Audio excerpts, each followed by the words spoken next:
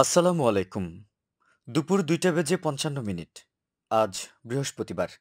বাংলাদেশ বেতার কক্সবাজার। স্থানীয় খবরে স্বাগত জানাচ্ছি মোহাম্মদ শাহিদ। দেশে এবছর লবণের সার্বিক চাহিদা ধরা হয়েছে ২৬,১০,০০০ টন। এই চাহিদার যোগান দিতে চলতি মৌসুমের লবণ উৎপাদন শুরু হয়েছে। আগামী মে মাস পর্যন্ত সাগরের লোনা পানি শুকিয়ে কক্সবাজার সদর, কুতুবদিয়া, মহেশখালী, পেকুয়া, চকরিয়া, ঈদগাঁও, টেকনাফ এবং পাশের চট্টগ্রামের বাঁশখালী ও পটিয়া উপকূলে লবণের চাষ করা হবে। বাংলাদেশ ক্ষুদ্র ও কুটির শিল্প কর্পোরেশন বিসিক জানিয়েছে ৪ নভেম্বর কুতুবদিয়ায় এ মৌসুমের প্রথম লবণ উৎপাদন শুরু হয়। ইতোমধ্যে এই উপজেলার ৭০% জমি এখন লবণ চাষের জন্য প্রস্তুত। এছাড়া পেকুয়ায় ৫০, টেকনাফে ১০ এবং চট্টগ্রামের বাঁশখালীতে ৪০% মাঠ প্রস্তুত হয়েছে। বাকি উপজেলার চাষিরাও মাঠে নামতে শুরু করেছেন। এরই মধ্যে কুতুবদিয়া ও বাঁশখালী উপজেলায় ৯ নভেম্বর পর্যন্ত ৫৫ টন লবণ সংগৃহীত হয়েছে। বিসিক কক্সবাজার লবণ শিল্প উন্নয়ন কার্যালয়ের উপমহাব্যবস্থাপক মোহাম্মদ জাফর ইকবাল ভূঁইয়া জানান, গত মৌসুমে লবণ উৎপাদিত হয়েছিল ২৪,৩৭,৮৯০ টন। চাষ হয়েছিল ৬৮,৫০৫ একর জমিতে। দেশে ৪,০১,৭৮৫ টন লবণ উদ্বৃত্ত রয়েছে জানিয়ে তিনি বলেন, এবছরও লবণ চাষের জমির আওতা বাড়বে। আবহাওয়া অনুকূলে থাকলে এবারও ছাড়িয়ে যাবে লবণ উৎপাদনের লক্ষ্যমাত্রা। রামুতে প্লাস্টিক দূষণ প্রতিরোধে অনুষ্ঠিত হয়েছে প্লাস্টিক দিয়ে বাজার নিন কর্মসূচি। বিদ্যানন্দ ফাউন্ডেশনের উদ্যোগে গতকাল উপজেলার ফতেখারকুল ইউনিয়নের ছাড়াভিটা মাঠে ব্যতিক্রমী এ বাজার উদ্বোধন করেন উপজেলা সহকারী কমিশনার ভূমি মোহাম্মদ সাজ্জাদ জাহিদ রাতুল। স্থানীয়দের জন্য বসানো এ বাজার থেকে ৩০০ দুস্থ পরিবার প্লাস্টিকের বিনিময়ে খাদ্যপণ্য পেয়েছেন। আয়োজক প্রতিষ্ঠান সেখান থেকে প্রায় ৩ মেট্রিক টনের বেশি প্লাস্টিক সংগ্রহ করেছে। সংগৃহীত প্লাস্টিকের একটি অংশ দিয়ে জনসচেতনতা তৈরিতে কক্সবাজার সমুদ্র সৈকতে নির্মাণ করা হবে প্লাস্টিকের ভাস্কর্য। সহকারী কমিশনার বলেন, প্লাস্টিক বর্জ্য আমাদের পরিবেশকে মারাত্মকভাবে ক্ষতিগ্রস্ত করছে। এ ধরনের সচেতনতামূলক কর্মসূচি প্লাস্টিক পণ্য বর্জনে সহায়ক হবে।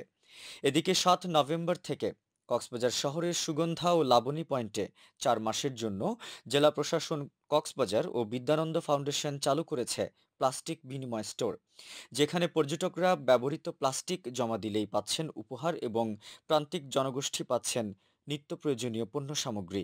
কক্সবাজারে গতকাল একটি সাইকেল শোভাযাত্রা অনুষ্ঠিত হয়েছে।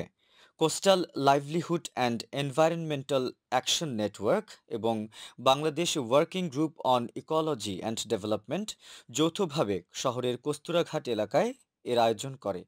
আর নয় জ্বালানি গ্যাস, রক্ষা করো আমাদের ভবিষ্যৎ এই স্লোগানে তরুণরা জ্বালানি গ্যাস এবং অন্যান্য জীবাশ্ম জ্বালানির ব্যবহারের কারণে উদ্ভূত জলবায়ু পরিবর্তন ও বৈশ্বিক উষ্ণায়নের প্রভাব তুলে ধরেন। উইকেন্ড কক্সবাজারের প্রধান নির্বাহী ওমর ফারুক বলেন, জীবাশ্ম জ্বালানির ব্যবহার আমাদের গ্রহের জন্য এমন মূল্য যা পরিশোধ করা সম্ভব নয়। জলবায়ু ন্যায়বিচার সবার জন্য এবং এটাই আমাদের অধিকার। এতে স্থানীয় পরিবেশবাদী, শিক্ষার্থী, স্বেচ্ছাসেবক, কক্সবাজার সাইকেলিস্ট গ্রুপ এবং জলবায়ু পরিবর্তন নিয়ে কাজ করা বিভিন্ন স্তরের তরুণরা উপস্থিত ছিলেন। মহেশখালীর সোনাদিয়া সরকারি প্রাথমিক বিদ্যালয়ের ১২০ জন শিক্ষার্থীর পাঠদানের জন্য রয়েছে মাত্র ২ জন শিক্ষক। উপজেলার বিচ্ছিন্ন এই দ্বীপের বিদ্যালয়টিতে প্রাক প্রাথমিক হতে পঞ্চম শ্রেণী পর্যন্ত পাঠদানের জন্য ৬ জন শিক্ষকের পদ থাকলেও বর্তমানে আছেন ২ জন। সংশ্লিষ্টরা বলছেন, এই ২ জন শিক্ষকের মধ্যে একজন প্রধান শিক্ষক এবং অপরজন প্রেষণে সহকারী শিক্ষক। এরই মধ্যে প্রধান শিক্ষকও বদলি হয়েছেন অন্য বিদ্যালয়ে। প্রেষণে থাকা সহকারী শিক্ষক থাকবেন আগামী ৩১ ডিসেম্বর পর্যন্ত। ফলে শিক্ষক সংকটে প্রতিষ্ঠান ধুঁকছে বলে জানিয়েছেন এলাকাবাসী। সদ্য বদলি হওয়া প্রধান শিক্ষক মোক্তার আহমদ জানান, বদলি হলেও তিনি শিক্ষক সংকটের কারণে নতুন কর্মস্থলে এখনো যোগ দেননি। ১৯৮৮ সালে প্রতিষ্ঠিত বিদ্যালয়টি দুর্গম এলাকায় হওয়ায় সবসময় শিক্ষক সংকটে থাকে। উপজেলা ভারপ্রাপ্ত শিক্ষা কর্মকর্তা শামসুল আলম জানান, শিক্ষক সংকট নিরসন কল্পে গত মাসে এই বিদ্যালয়ে প্রেষণে একজন শিক্ষক নিয়োগ দেওয়া হয়। আরও শিক্ষক নিয়োগের ব্যাপারে জেলা প্রাথমিক শিক্ষা কর্মকর্তাকে অবগত করা হয়েছে।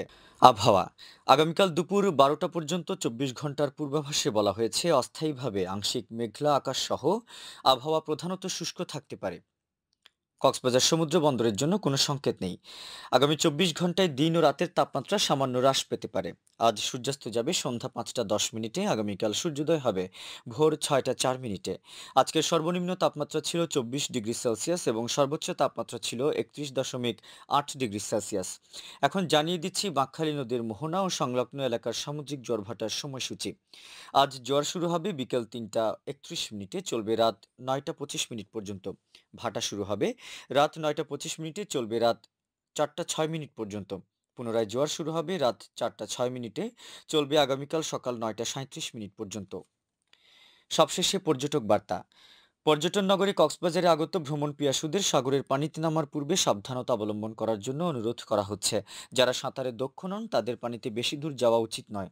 ভাটার সময় স্রোতের সাগরমুখী টান প্রবল হওয়ায় সাগরের গভীরে ভেসে যাওয়া এমনকি প্রাণহানির আশঙ্কা থাকে। সেই সাথে পর্যটকদের স্বাস্থ্যবিধি মেনে চলার পরামর্শ দেওয়া হচ্ছে। খবর শেষ হলো। আমাদের পরবর্তী খবর প্রচারিত হবে আগামীকাল সকাল ৯টা বেজে ২৫ মিনিটে।